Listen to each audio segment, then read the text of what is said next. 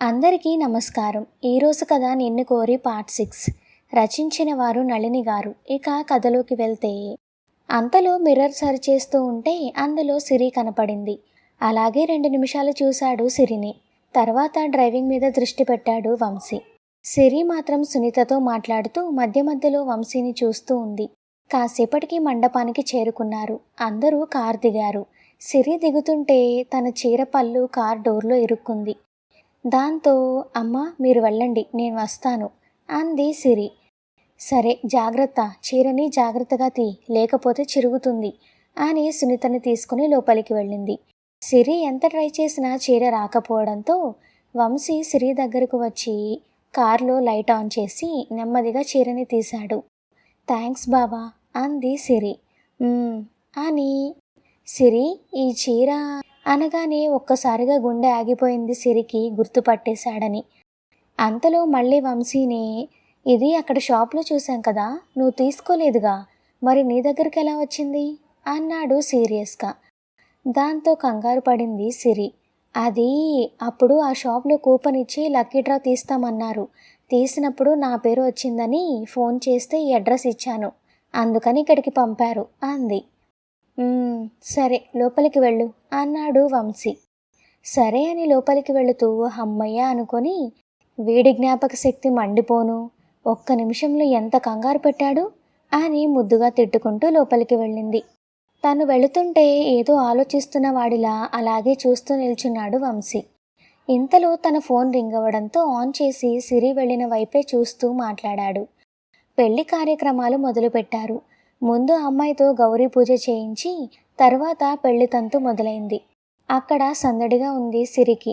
పిల్లలతో కలిసిపోయి వారిని ఆట పట్టిస్తూ ఇంకా అల్లరి చేస్తూ ఉంది. మధ్య మధ్యలో వంశీని చూస్తూనే ఉంది సిరి. కానీ సాధ్యమైనంత వరకు అతనికి ఒంటరిగా ఎదురు కాకుండా చూసుకుంటుంది. ఎదురైతే మళ్ళీ చీర గురించి డౌట్ వస్తుందేమో అని. అంత పనుల్లో ఉన్న సిరి చేసేదంతా గమనిస్తూనే ఉన్నాడు వంశీ. సిరికి చాలా ఆకలిగా ఉంది. కానీ ఎవరూ లేకుండా ఒక్కటే భోజనానికి వెళ్ళడానికి ఇష్టం లేక అలాగే పిల్లలతో కలిసి కూర్చొని ఉంది. ఇంతలో ఒక పిల్లాడు, అక్క మనం ఐస్ క్రీమ్ తిందామా అన్నాడు. ఆకలితో ఉన్న సిరికి కూడా తినాలి అనిపించింది. దాంతో పిల్లల్ని తీసుకొని ఐస్ క్రీమ్ దగ్గరికి వెళ్ళింది. సిరి ఐస్ క్రీమ్ తింటూ ఉండగా అక్కడికి వచ్చాడు వంశీ. అది గమనించకుండా పిల్లలతో కబుర్లు చెబుతూ నవ్వుతూ ఇంట్రెస్టింగ్గా 2వ కప్పు తింటూ ఉండగా సిరి వెనక నిల్చున్న వంశీని చూసి పిల్లలు సైలెంట్ అయ్యారు. వాళ్ళు సడన్గా సైలెంట్ అవ్వడం చూసి ఏంటి అన్నట్టు చేతితో సైగ చేసింది. వాళ్ళు చెయ్యి చాచి చూపించిన వైపు చూసింది. అలా తను వెనక్కి తిరిగినప్పుడు ఐస్ క్రీమ్ స్పూన్ని పెదాల మధ్యలో పెట్టుకొని ఉంది. వెనక్కి తిరిగిన సిరికి వంశీ కనిపించాడు. వెంటనే ఒక చేత్తో స్పూన్ తీసేసి 2వ చేతిని వెనక్కి పెట్టి దాచింది. నేను చూసేశానే, ఇంకా ఎందుకు దాచిపెడతావు?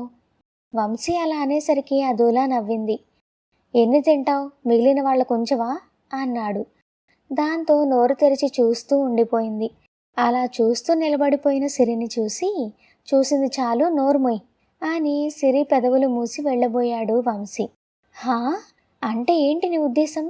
ఎవరికీ మిగల్చకుండా అన్నీ నేనే తినేస్తున్నానా అని లోపల అనుకోబోయి బయటకే అనేసింది.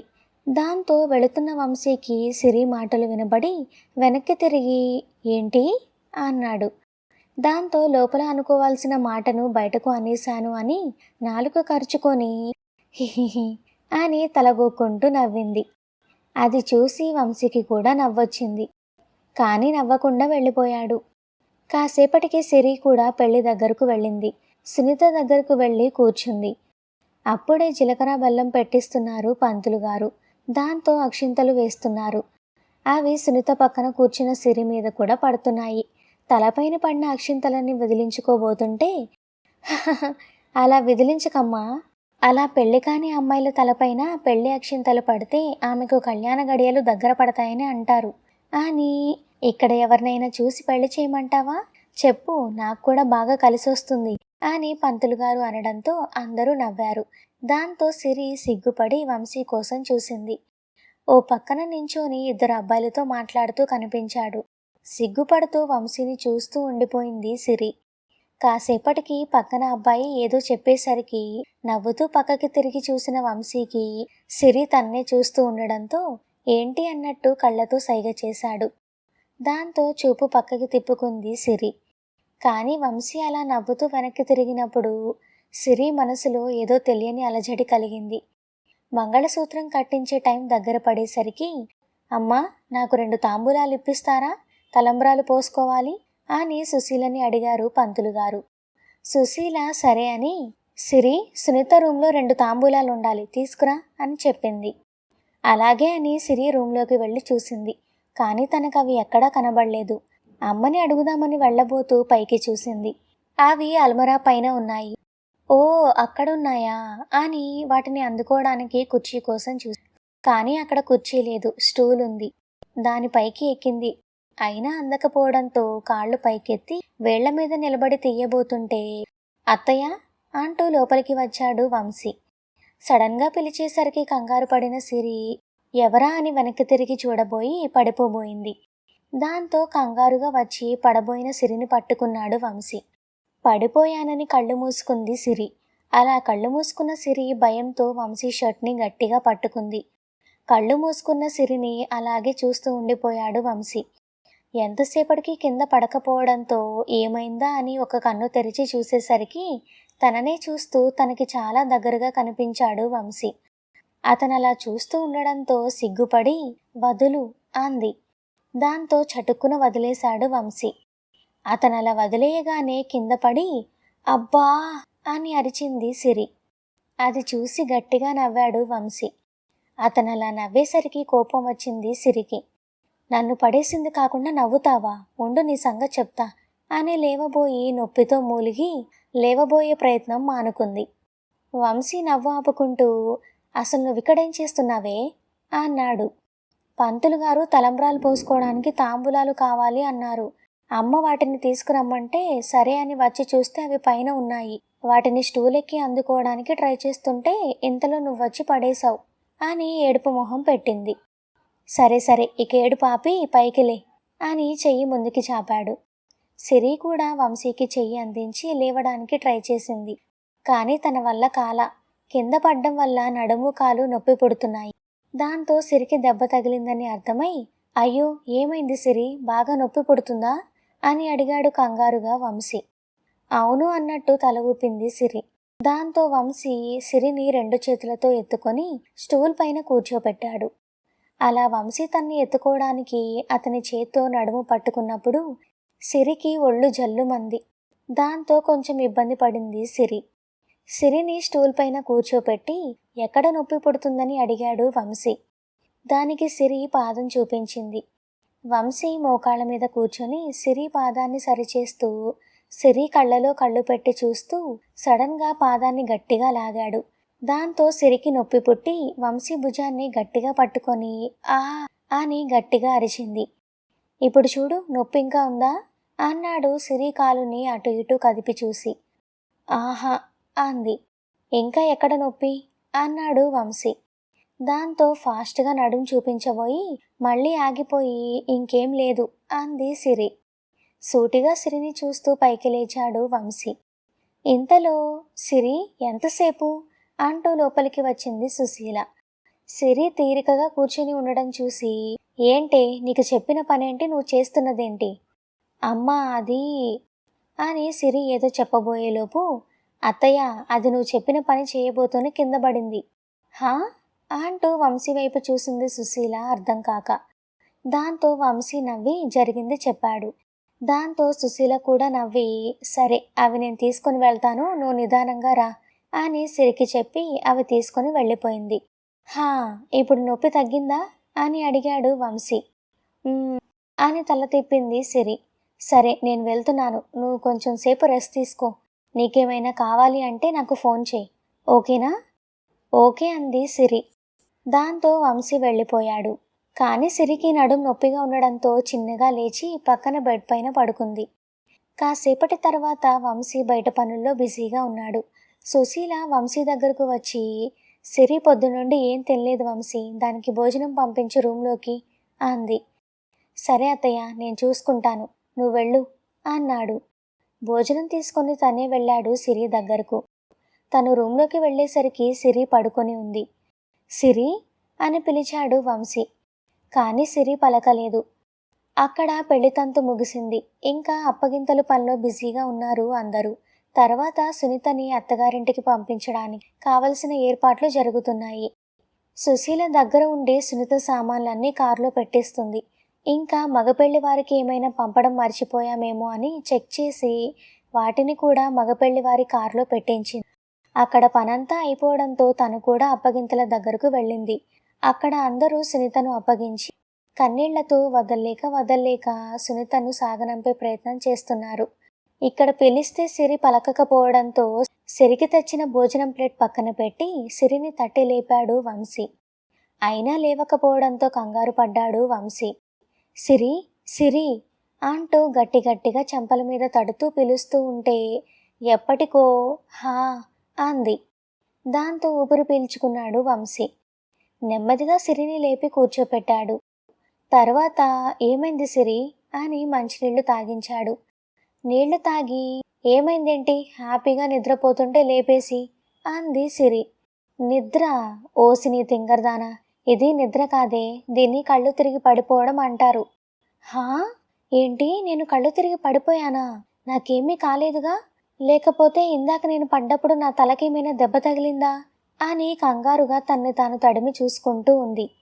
సిరి సిరి రిలాక్స్ అని గట్టిగా అరిచాడు వంశీ. దాంతో సైలెంట్గా వంశీని చూస్తూ కూర్చుంది. నీకేమీ కాలేదు, నువ్వు పొద్దునుండి ఏం తినలేదంటగా, అందుకే కాస్త కళ్ళు తిరిగాయంతే. భోజనం చేస్తే అంతా సెట్ అవుతుంది అని తనే తినిపించాడు.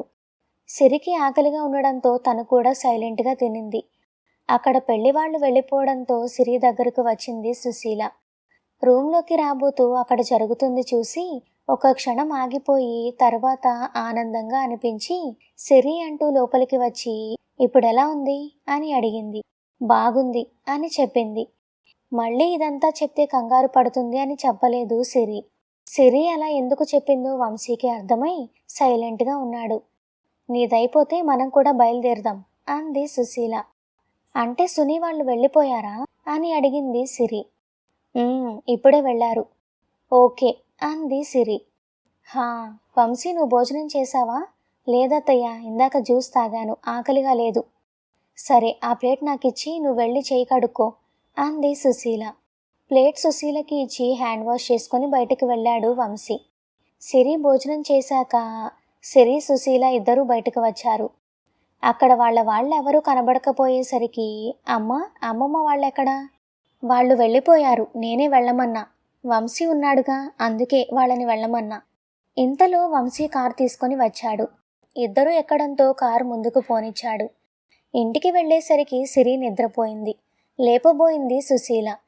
కానీ వంశీ, వద్దత్తయ్య లేపొద్దు, దాని కాలికి దెబ్బ తగిలింది కదా, నేను తీసుకువస్తాను అని 2 చేతులతో ఎత్తుకొని వెళ్ళాడు. సుశీల అది చూసి ముసిముసిగా నవ్వుకుంది. వంశీ సిరిని తన గదిలోకి తీసుకువెళ్ళి బెడ్ పైన పడుకోబెట్టి పైకి లేవబోతుంటే సిరి చెవిపోగు వంశీ షర్ట్కి తగులుకుంది. దాంతో సిరికి నొప్పి పుడుతుందేమో అని తనే సిరికి దగ్గరకు వంగి నెమ్మదిగా దాన్ని తీసి మైమరచి నిద్రపోతున్న సిరిని అలా చూస్తూ గాలికి తన ముఖం మీద పడుతున్న వెంట్రుకలను తీసి విండో క్లోజ్ చేసి ఏసీ ఆన్ చేసి వెళ్ళాడు. మెట్లు దిగుతుంటే సుశీల ఎదురైంది. అత్తయ్య, దానికి పొద్దున్నుండి ఏమీ తినకపోవడం వల్ల నీరసంగా ఉంది. నువ్వు వెళ్ళి ఆ గోల్డ్ అంతా తీసి ప్రశాంతంగా పడుకుంటుంది. సరే, నేను తీస్తాను, నువ్వు వెళ్ళి ఫ్రెష్ అవ్వు, నేనొచ్చి పాలు పంపిస్తాను, తాగి పడుకో. సరే అని వెళ్ళబోయి అత్తయ్య, అది పొద్దున్నుండి ఎందుకు ఏమీ తినలేదు అని అడిగాడు. ఏమో, అడిగితే ఆకలిగా లేదు అంది. సరే అని వెళ్ళిపోయాడు వంశీ. తర్వాత రోజు రాత్రి లేటుగా పడుకునేసరికి లేటుగా లేచాడు వంశీ. లేచి ఫ్రెష్ అయ్యి కిందకి వచ్చేసరికి ఎవరూ కనబడలేదు. పైన ఎవరూ లేరు. దాంతో సిరి రూమ్ డోర్ తీసి ఉండడంతో అటు వెళ్ళాడు. అటు వెళ్ళేసరికి సిరి రెడీ అవుతోంది. వంశీ సిరి అని పిలవడంతో టక్కున వెనక్కి తిరిగి చూసింది. అందరూ ఎక్కడా? రిసెప్షన్కి టైం అవుతుంది కదా అని అడిగాడు. అందరూ వెళ్ళారు బావా, నువ్వు నిద్రపోతున్నావని నిన్ను లేపలేదు. నువ్వు లేచాక మనల్ని రమ్మన్నారు. అమ్మమ్మ కూడా ఉంది. ఓకే, నువ్వు రెడీనా అని అడిగాడు. సరే కిందకి రా అని వెళ్ళిపోయాడు. కిందకి వచ్చిన సిరి అమ్మమ్మ అంటూ ఆవిడ గదిలోకి వెళ్ళింది. తనక్కడికి వెళ్ళేసరికి సిరి వాళ్ళ అమ్మమ్మ నేలపైన పడిపోయి ఉంది.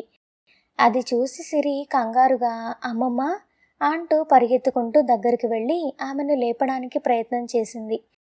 కానీ ఆవిడ లేవకపోవడంతో బావా అంటూ వంశీని పిలిచింది. వెళ్ళడానికి కార్ రెడీ చేసి ఇంతలో ఫోన్ రావడంతో మాట్లాడుతూ ఉన్న వంశీ సిరి పిలుపు విని లోపలికి వచ్చాడు. వంశీ లోపలికి వచ్చేసరికి సిరి ఆవిడ్ని గుండెలపై కొడుతూ కనపడింది. హే సిరి, ఏం చేస్తున్నావు అంటూ వచ్చి చేతులు పట్టుకొని ఆపాడు. వదులు బావా, అమ్మమ్మ పడిపోయింది. అయితే అలా కొడతావా అన్నాడు సిరిని వదలకుండా. హా, అలా కొడితే వాళ్ళు స్పృహలోకి వస్తారు అంది. సిరిని గట్టిగా పట్టుకొని తన వైపుకి తిప్పుకొని, హే మెంటల్, అలా హార్ట్ ప్రాబ్లం ఉన్న వాళ్ళకి చేస్తారు, స్పృహ తప్పిన వాళ్ళందరికీ చేయరు. దాంతో సిరి సైలెంట్ అయిపోయి, అవునా, ఏంటో అమ్మమ్మ పడిపోయిన కంగారులో అవేమీ గుర్తు రాలేదు అంది. అమ్మ తల్లి, నీ బ్రెయిన్కి ఒక నమస్కారం, నువ్వు కొంచెం సైలెంట్గా ఉంటావా అని ఆవిడ్ని ఎత్తుకొని కారులో పడుకోబెట్టి హాస్పిటల్కి తీసుకువెళ్ళాడు. డాక్టర్స్ ఆవిడ్ని చెక్ చేసి నో ప్రాబ్లం, లో బీపీ అని చెప్పారు. దాంతో రిలాక్స్ అయ్యారు సిరి, వంశీ. ఇంతలో వంశీ, డాక్టర్ ఆవిడ్ని ఎప్పుడు తీసుకువెళ్ళొచ్చు అని అడిగాడు. దానికి ఆవిడ స్పృహలోకి వచ్చారు కాబట్టి ఇప్పుడే తీసుకువెళ్ళొచ్చు అన్నారు. థ్యాంక్ యూ డాక్టర్ అని చెప్పి ఆవిడ దగ్గరకు వెళ్ళారు. ఇప్పుడు ఎలా ఉందమ్మమ్మ అని అడిగింది సిరి. పర్లేదమ్మా, ఇప్పుడు బాగుంది, అనవసరంగా మిమ్మల్ని కంగారు పెట్టాను అంది. అయ్యో అదేమీ లేదు, ఇక ఇంటికి వెళ్దామా అని అడిగాడు వంశీ. వద్దు వంశీ, మనం రిసెప్షన్కి వెళ్దాం అంది ఆవిడ. మీరు రెస్ట్ తీసుకుంటే మంచిది. హా, కానీ మనం అక్కడికి వెళ్ళకపోతే ఈ సంగతి తెలిసి వాళ్ళందరూ కంగారు పడి వచ్చేస్తారు. సరే అన్నాడు వంశీ. దాంతో ముగ్గురు ఫంక్షన్కి బయలుదేరారు. అక్కడికి వెళ్ళేసరికి ఫంక్షన్ స్టార్ట్ అయ్యి చాలాసేపు అవ్వడంతో సుశీల వాళ్ళు ఇంత లేట్ చేశారేంటి అని అడిగారు. సిరి వంశీ వైపు చూసింది, ఏం చెప్పాలో తెలియక. వంశీకి అర్థమై, ట్రాఫిక్ అత్తయ్య, అది కాక నేను లేవడం కూడా లేటుగా లేచా, అందుకే పొద్దున్న నేను లేపకుండా వచ్చా, నిన్న బాగా అలసిపోయావు, ప్రశాంతంగా లేచి వస్తారు అని మేం వచ్చేసాం అని ఇంతలో ఎవరో పిలవడంతో వెళ్ళిపోయింది. సిరి సునీత దగ్గరకు వెళ్ళింది. హాయ్ సిరి, ఏంటి ఇంత లేటు? సరే అన్నయ్య ఎక్కడా? వచ్చాడు, అమ్మతో మాట్లాడుతున్నాడు. ఫంక్షన్ బాగా జరుగుతుంది. లాస్ట్లో అందరూ ఫ్యామిలీ ఫొటోస్ దిగారు. తర్వాత వంశీని పిలవడంతో సునీత దగ్గరకు వచ్చి ఏంటి అని అడిగాడు. అన్నయ్య, మన ముగ్గురం కలిసి ఒక ఫోటో దిగుదాం ప్లీజ్. వంశీ ఏమనలేక సరే అన్నాడు. మన సార్కి ఫొటోస్కి పోజులు ఇవ్వడం నచ్చదు, ఇప్పుడు సునీతని బాధ పెట్టడం ఇష్టం లేక సరే అన్నాడు. వంశీ సరే అనేసరికి హ్యాపీగా ఫీల్ అయ్యి సిరిని కూడా పిలిచింది సునీత. ముగ్గురు కలిసి ఫొటోస్ దిగారు. ఇక అందరూ బయలుదేరారు. సునీతకు బాయ్ చెప్పింది సిరి. సిరి చేయి పట్టుకొని పక్కకి తీసుకువెళ్ళింది సునీత. ఏంటే అలా లాక్కొచ్చావు అంది సిరి. సిరి, నిజం చెప్పు, నువ్వు అన్నయ్యని లవ్ చేస్తున్నావు కదా? ఏ, అలాంటిదేం లేదు. ఆపవే, నేనంతా చూస్తూనే ఉన్నా. నువ్వు అన్నయ్యని గమనించడం, తను కనపడకపోతే తన్ని వెతకడం. ఏ, నువ్వు అనుకున్నట్టేం కాదు అంది కవర్ చేస్తూ సిరి. అబ్బచ్చా, మరి ఆ రోజు మెహందీ ఫంక్షన్లో వాళ్ళ అన్నయ్య గురించి మాట్లాడుకుంటుంటే నీకెందుకు కోపం వచ్చింది? చూడు సిరి, నిజంగా నీ మనసులో ఏం లేకపోతే పర్వాలేదు, కానీ ఏమైనా ఉంటే మాత్రం దాన్ని దాచుకోకు. ఇప్పుడు దాన్ని బయట పెట్టకుండా ఉంటే రేపు మీ మధ్యలోకి మూడో వాళ్ళు వస్తారు. ఇక నీ ఇష్టం. ఇంకోటి, నువ్వు ఈ మధ్య ఏదో దాస్తున్నావు అనిపిస్తుంది. ఏదైనా సమస్య ఉంటే అన్నయ్యకి చెప్పు, తను సాల్వ్ చేస్తాడు. అదేనండి, సిరికి లెటర్ వస్తే అది చూస్తున్నప్పుడు సునీత వచ్చిందని సిరి దిండు కింద దాచింది కదా, సునీత దాని గురించే మాట్లాడుతుందని అర్థమయ్యి అదేంటో తనకి తెలిసిపోయిందేమో అని కంగారు పడింది సిరి. ఇంతలో అందరూ బయలుదేరుతూ ఉండడంతో సునీతకి బాయ్ చెప్పి తను కూడా వెళ్ళిపోయింది. అందరూ కార్లు ఎక్కడంతో కార్లు బయలుదేరాయి. సిరి ఆలోచనలో మునిగిపోయింది. నాకు బావకి మధ్య మూడో వ్యక్తి వస్తుందా అని ఆలోచిస్తూ మళ్ళీ అంతలో తనలో తానే, ఎందుకు రాదు, నేను తన్ని లవ్ చేస్తున్నానని బావ ఏమైనా కలగంటాడా? అమ్మో, ఒకవేళ అదే జరిగితే నేను భరించలేను. కాబట్టి ఊరు వెళ్ళాక వీలు చూసుకొని బావతో మాట్లాడాలి అని అనుకుంది. అప్పుడు కానీ సిరికి మనసు కుదుట పడలేదు. నిజంగానే వీళ్ళ మధ్యలో మూడో వ్యక్తి ఎవరైనా వస్తారంటారా? నెక్స్ట్ పార్ట్ కావాలి అంటే వీడియోని తప్పకుండా లైక్ చేయండి. అలాగే మన ఛానల్ని సబ్స్క్రైబ్ చేసుకోండి. Thank you for listening.